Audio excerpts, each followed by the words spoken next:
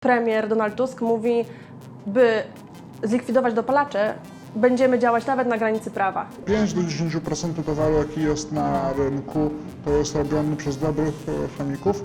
Różni się skład zależnie od partii, które się dostaje, no i też można dostać zupełnie inną substancję, a nie tylko jej mniej. Dopalacz w sensie ustawy, która jest delegalizowała, który zacząłem robić, był mefedron. W zasadzie gdzieś odleciały w jakimś nieopisywalnym haju. No to było coś naprawdę mi poryło głowę. Bardziej niż jakikolwiek narkotyk. Oczy mi się wydawało, że latają migałki góra-dół. Postawiłem siebie, a było to po prostu mocniejsze ode mnie. Nie dałem sobie po prostu rady z tym. No i co robię ratownictwo medyczne? No nic, stoi i patrzy. Policja mnie wniosła do szpitala, już nie miałem funkcji życiowych, no nie? Serce nie biło, dostałem zapaści, no nie? I You'll find the truth.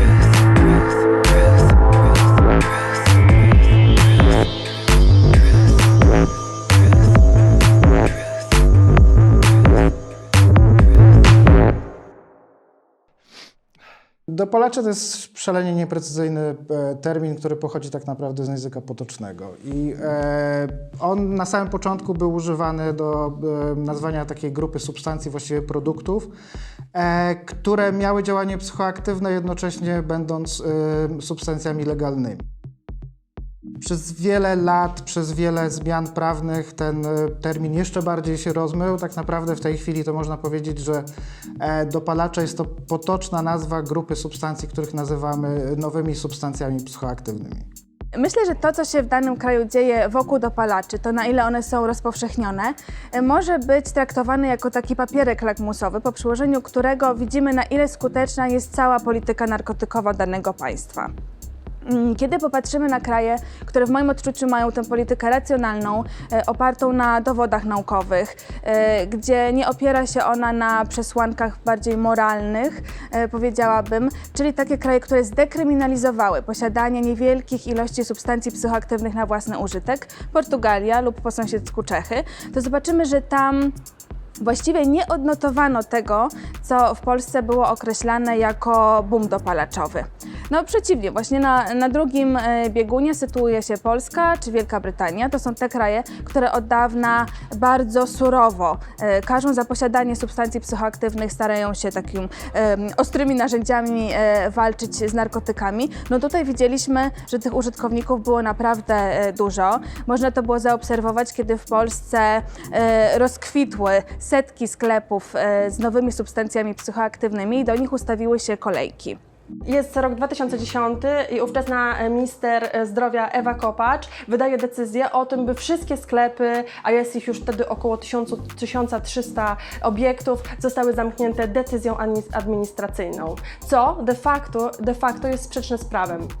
Nie można zamknąć obiektów, które sprzedają decyzją administracyjną, ale ówczesny premier Donald Tusk mówi, by zlikwidować dopalacze, będziemy działać nawet na granicy prawa, co pokazuje nastawienie społeczne, do jakiej rangi urósł problem.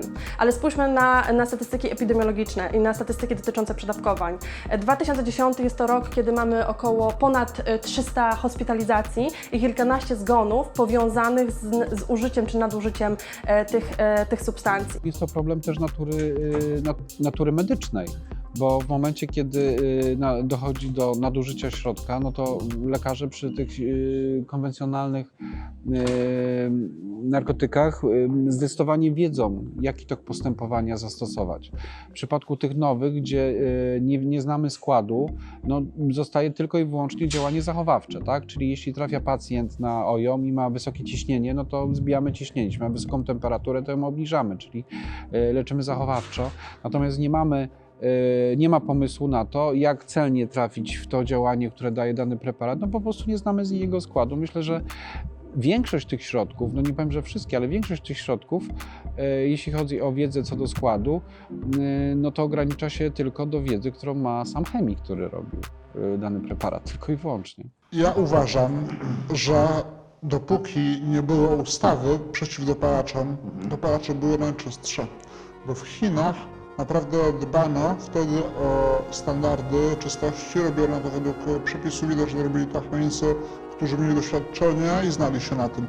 Kiedy przeszła produkcja do Polski, po delegalizacji pierwszej, to strasznie pogorszyła się jakość właśnie z tego powodu. Myślę, że to jest 5 do 10% towaru, jaki jest na rynku, to jest robiony przez dobrych chemików. Reszta to jest albo produkowana przez spartaczy i chujowy towar zanieczyszczony i byle jaki. Zarówno z naszych badań, jak i też z badań Krajowego Biura do Spraw Przeciwdziałania Narkomanii wynika, że nie ma żadnego, czy nie ma większego związku między tym, co jest deklarowane przez sprzedawcę takich nowych substancji psychoaktywnych, a tym, co faktycznie później klient dostaje. Więc zarówno nie ma związku między ceną a jakością, różni się skład zależnie od partii, które się dostaje, no i też można dostać zupełnie inną substancję, a nie tylko jej mniej czy więcej. To wszystko się zdarza do tego stopnia, że uśredniając właściwie co druga paczka, z tego co pamiętam, co drugie zamówienie nie spełniało deklaracji sprzedawcy, więc w jakimś stopniu było z różnego powodu ryzykowne. Także mamy z jednej strony byle co, pakowane byle jak, byle z czym i byle komu, a z drugiej strony wprowadzane przez zorganizowaną przestępczość najprawdopodobniej najmocniejsze nowe wypieki z chińskich laboratoriów. W sumie tych substancji, nowych substancji psychoaktywnych zidentyfikowanych w Europie jest w tej chwili ponad 700. W związku z tym to jest bardzo duża liczba substancji. Trzeba zaznaczyć, że te 700 substancji nie występuje na rynku jednocześnie. Ja chciałem tylko pokazać, jak dużo kombinacji chemicznych jest możliwych i jak dynamiczny był proces tworzenia tych substancji. Natomiast w praktyce na rynku z nowych substancji psychoaktywnych także nie jest 700 w jednym czasie, tylko jest pewnie około 10, 15, może 20, z czego 4, 5, może 7 substancji przyjmuje tą dominującą rolę i to się bardzo zmienia w czasie. Dlaczego tak jest? No, wydaje mi się, że odpowiedź jest prosta. Tam, gdzie użytkownik nie jest bardzo surowo karany za używanie, za posiadanie tego, co nazywamy tradycyjnymi narkotykami, no to woli sięgać po substancje, które zna, których działanie jest w stanie przewidzieć i które są często naturalne. Natomiast tam, gdzie grożą za to surowe kary, a trzeba pamiętać, że w Polsce posiadanie narkotyków jest przestępstwem, no to ludzie zaczęli używać takich substancji, o których co prawda mniej było wiadomo i teraz już jesteśmy świadomi, że te konsekwencje zdrowotne mogą być znacznie poważniejsze, natomiast posiadanie ich nie było nielegalne. Problem z roku na rok rośnie, więc tego samego kilka miesięcy później od zamknięcia sklepów władze decydują się na wprowadzenie nowej legislacji i wprowadzają definicję środka zastępczego. I wprowadzają również kary za produkcję, wprowadzanie do obrotu tych substancji. Na osoby, które dopuszczają się tego procederu, nakładają kary administracyjne. Natomiast posiadanie tych substancji nie jest penalizowane. I tak naprawdę jak spojrzymy sobie na tą obowiązującą legislację, można uznać, że był to wystarczający krok legislacyjny, żeby problem w jakiś sposób okiełznać, bo jego likwidacja jest utopią, bo najprawdopodobniej substancje takie jak dopalacze już nigdy nie znikną z rynku światowego. Taki dopalacz w sensie ustawy, która je zdelegalizowała, który zacząłem robić, był mefedron, bo był w miarę prosty w syntezie. Jest to substancja w syntezie banalna. Do jej produkcji jest potrzebne naprawdę podstawowe wyposażenie chemiczne, podstawowe naprawdę, które można kupić za 1000 zł, powiedzmy 1500 razem ze szkłem, tak, urządzenia szkła laboratoryjne i odczynniki też są bardzo tanie. Chemik mojego pokroju, no po prostu dla niego to nie jest żadna trudność, wręcz przyjemność, że może coś takiego stworzyć, coś, czego jestem pewien, że ma dobrą czystość, a nie coś, co zrobi jakiś, nie wiem, ktoś z mafii, kto tylko ma jakiś przepis, w ogóle nie rozumie go, tylko dodaje do siebie składniki, miesza, ile tam mu napisano.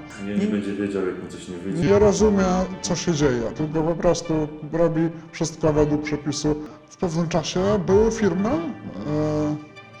które może się tym nie chwaliły, ale produkowały dopalacze różnego typu,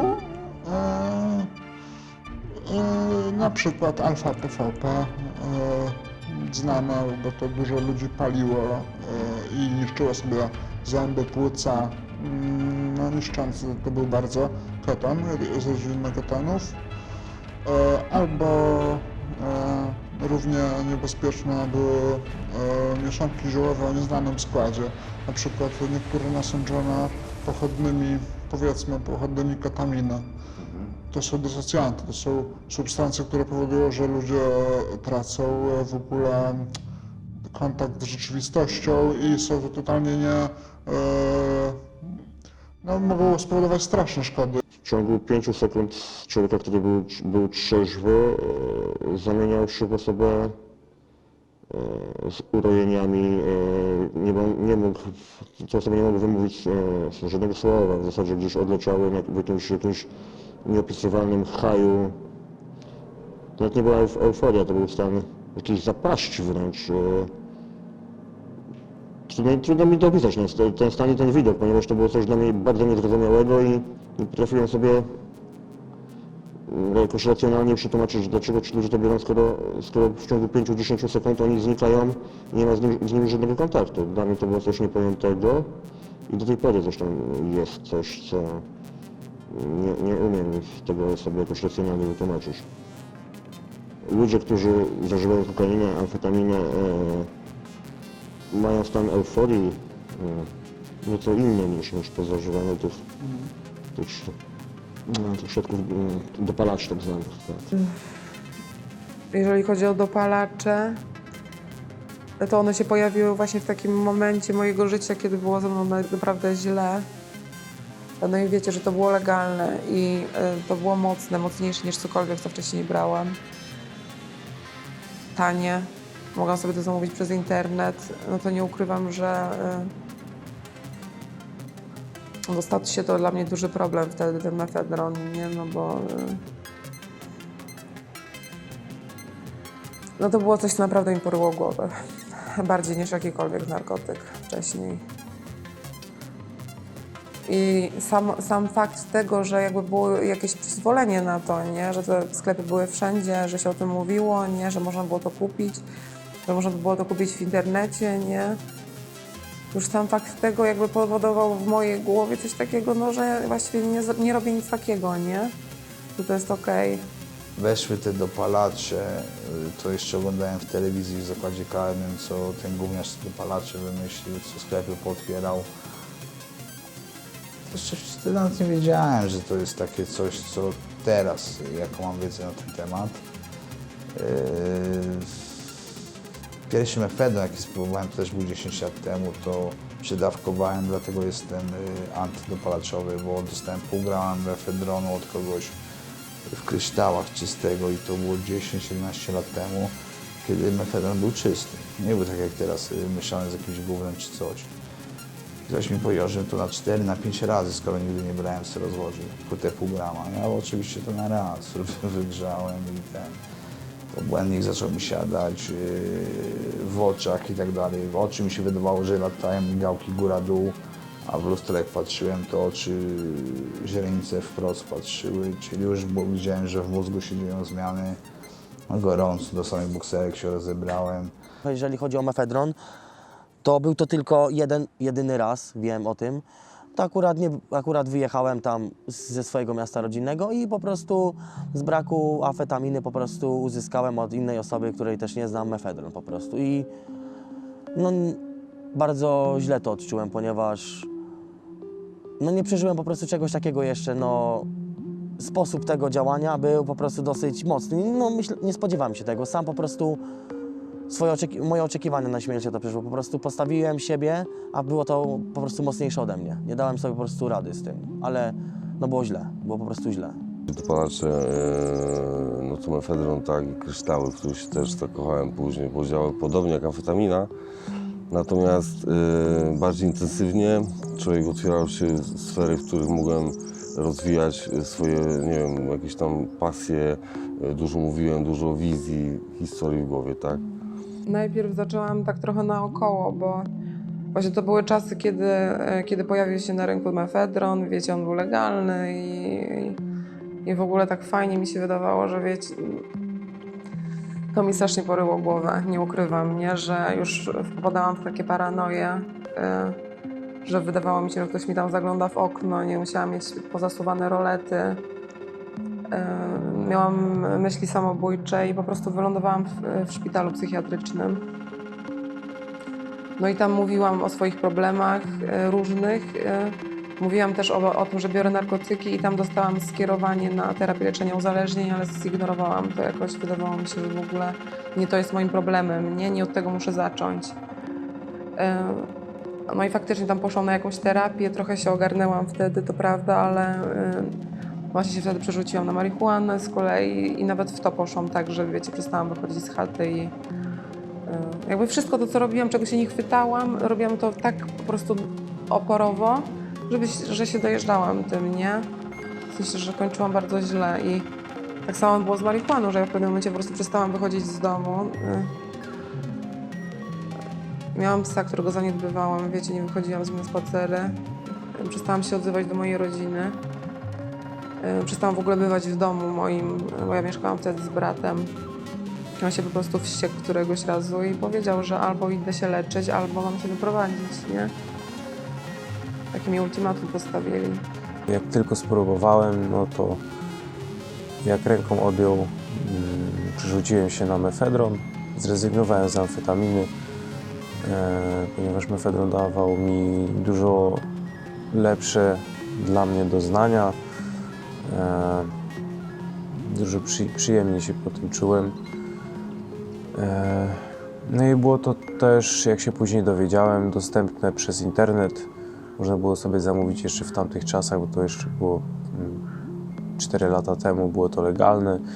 No i zacząłem po prostu zamawiać, bo i cena była niższa niż od kolegów i większej ilości i bezpieczne to było, bo nie trzeba było się obawiać o to, że jeżeli zostanie to przy mnie znalezione, to mnie za to zamkną. No i też efekty, jakie to dawało, były dużo silniejsze, lepsze. Ściągnąłem za pieniądze kolegi kilogram mefedronu z Chin.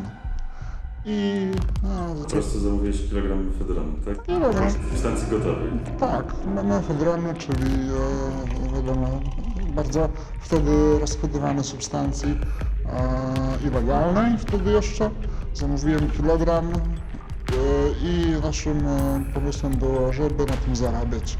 Kosztowało nas to 10 000 złotych za kilogram, a po sprzedaży tego, gdybyśmy wszystko sprzedali, zużyli część tego, sporo część, to byśmy wyszli na około 50 000 byśmy zarobili, 50-60 000. I w momencie, kiedy pojawiły się dopalacze, nagle okazało się, że nie umiemy leczyć, tak? Że nie potrafimy sobie z tym poradzić, że potrafimy zajmować się osobami używającymi opiaty, amfetaminę czy inne uliczne, tradycyjne narkotyki. Jest coraz więcej substancji, które przyjmują dzieci i coraz bardziej my nie wiemy, co z tym robić. Bo nie wiesz, co z tym robić. Znaczy, na nic nie ma w tym ratunku.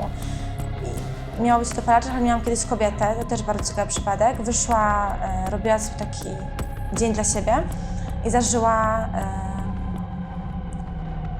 prawdopodobnie mefedron.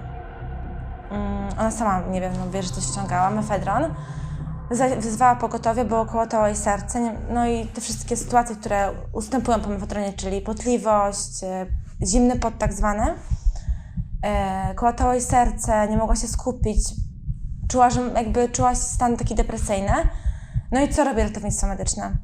No nic, stoi i patrzy. No co, my możemy sprawdzić ciśnienie, sprawdzić cukier i wyjść. Nawet jeżeli zabierzemy taką osobę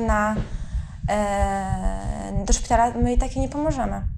Bo przy wzięciu środków, jakichś leków, można zrobić płukanie żołądka. A jeżeli to wszystko nam się dostanie do krwobiegu, czy my to przyjmiemy, jak mówiłam, doodbytniczo, czy jakkolwiek, czy dożylnie, czy domięśniowo, no to przecież nie wypłuczemy tego. Była taka sytuacja, że policja mnie, z tego co mi mówił ratownik medyczny, no nie, to powiedział mi, że policja mnie wniosła do szpitala, już nie miałem funkcji życiowych, no nie, serce nie biło, dostałem zapaści, no nie, no i ledwo mnie odratowali, obudziłem się, wiesz, z jakimś wielkim bólem w ogóle w głowie, nie wiedziałem, co mi się dzieje, byłem jakiś taki mocno omotany tym wszystkim. I to właśnie było po zażywaniu, no nie? Po takim jakimś... Po mefedronie właśnie po syntetycznej marihuanie. Tak, zmieszane. No i to też było takim w sumie otrzeźwieniem dla mnie, bo zastanowiłem się, myślę sobie, kurde, miałem 20 lat, bo wtedy miałem 20 lat, no nie, myślę sobie, no nie chciałbym odchodzić z tego świata, wiesz, zostawiając po sobie tylko to, no nie, że chciałbym zrobić w życiu jeszcze coś dobrego, no nie. No i tak pomyślałem sobie, że po prostu, że pójdę na ten odwyk, no nie, że zrobię to. Jak nie dla siebie na początku, to zrobię to też dla mojej mamy, no nie. Jeżeli chodzi o same substancje, to faktycznie możemy mieć do czynienia z taką sytuacją, że na rynku zaczną się pojawiać te nowe substancje psychoaktywne, które już z tego rynku zniknęły, ale które na przykład były bardzo lubiane. Chociażby mefedron jest takim przykładem, gdzie dla użytkowników ta substancja była atrakcyjna. W związku z tym ona po legalizacji zniknęła, próbowano ją zastąpić rozmaitymi innymi, ale z tego, jakie ja mam wrażenie po lekturze i dyskusjach z użytkownikami, no to mam wrażenie, że jednak ten mefedron w dalszym ciągu jest tym wyznacznikiem, jeżeli chodzi o stymulanty. I być może on wróci, tylko wtedy wróci już do w pełni nielegalnego obrotu.